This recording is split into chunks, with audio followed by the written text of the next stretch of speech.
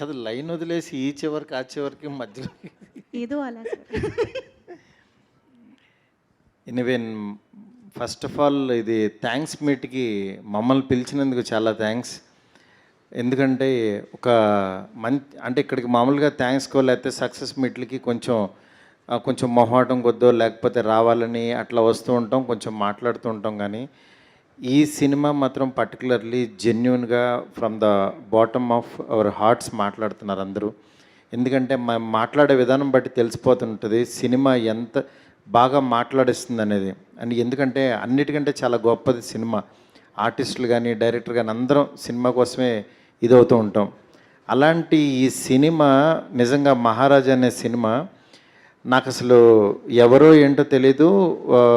నేను భోన్ చేస్తూ యాక్చువల్గా మా ఎస్కేని అడిగాను, ఇవాళ రిలీజ్ అయిన సినిమాలు ఏమున్నాయంటే ఇవాళ ఈ సినిమా రిలీజ్ అయింది, ఆ సినిమా రిలీజ్ అయింది అంటూ విజయ్ సేతుపతి సినిమా చాలా బాగుందండి అంటాను. అంటే అసలు ఆ సినిమా రిలీజ్ అయినట్టు చాలామందికి తెలీదు జనరల్గా ఆ రోజు రిలీజ్ అయిన రోజు. కానీ మార్నింగ్ షో అయిన దగ్గర నుంచి ప్రతి ఒక్కళ్ళ నోట్లోనూ మహారాజా సినిమా ఉంది.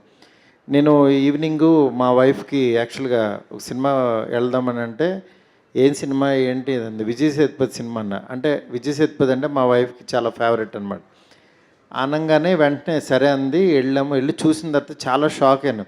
ఇంటర్వెల్కే యాక్చువల్గా నేను ఇన్స్టాలో పోస్ట్ చేశాను ఈ సినిమా గురించి. దాని తర్వాత సెకండ్ హాఫ్ కూడా అయిపోయిన తర్వాత ఇంకా మా అమ్మాయిని పిలిచి యాక్చువల్గా ఒక ట్వీట్ రాయి నాకు అని చెప్పి ట్వీట్ వేసాను. నిజంగా ఎంత గొప్ప సినిమా అంటే సినిమాలో ఉన్న ట్విస్ట్లుగా దీని గురించి కాదు కానీ బేసిక్ ఎమోషను, సీన్ కొరియోగ్రఫీ. అంటే ఒక సీన్లో డైరెక్టర్ ఎంత బాగా కూర్చోబెట్టాడంటే ఒక సీన్ని తను ఎన్నిసార్లు రాసుకుంటే ఆ సీన్ వచ్చిందనేది నిజంగా మాకు రాసేవాళ్ళకి తెలుస్తుంది. ఎందుకంటే అంత ఈజీగా సినిమాని మనం చూసినంత ఈజీ కాదు రాయడం ఇది. ఆయన 5 years పాటు ఇప్పుడే అడిగాను మీరు ఎంత టైం తీసుకున్నారంటే 5 years పాటు అంటే 2018లో కురంగు బొమ్మ అయిన ఒక సినిమా తీశారు, మళ్ళీ ఇప్పుడు ఈ సినిమా తీశారు.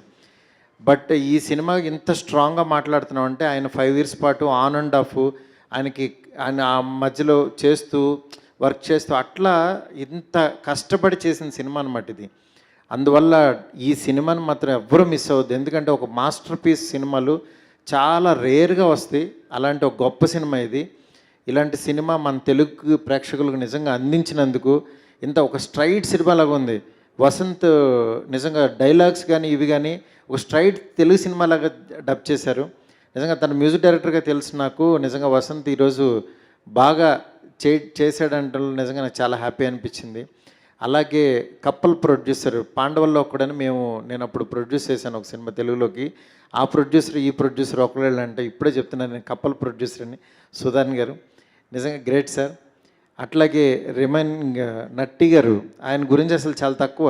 ఎందుకంటే అంతకుముందు శత్రురంగ వేట చూశాను. ఆ సినిమాలో అసలు ఏం ఆర్టిస్టు ఏంటంటే ఆయన ఒక కెమెరామ్యాను, ఆయనకి ఇది అని ఆయన గురించి బాగా చెప్పారు. అట్లాంటిది ఈ సినిమాలో ఆయన క్యారెక్టరైజేషను, లాస్ట్ క్లైమాక్స్ బిఫోర్ ఆయన పోలీస్గా అక్కడ చెప్పిన డైలాగ్స్కి నిజంగా విజిల్స్.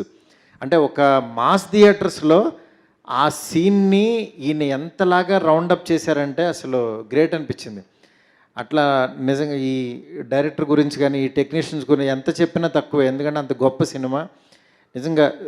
విజయ్ సేతుపతి గారి 50th ఫిల్మ్ అప్పుడే 50 సినిమాలు అయిపోయినాయా అనే దీంట్లో ఉంది.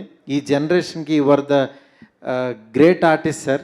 నిజంగా మాలాంటి డైరెక్టర్స్ మీలాంటి వాళ్ళతో అంటే డైరెక్టర్స్ అంటే కొంతమంది హీరోలుతో వర్క్ చేయాలని డైరెక్టర్స్కి ఉంటుంది. అలాంటి favourite hero sir. I'm one of the director sir.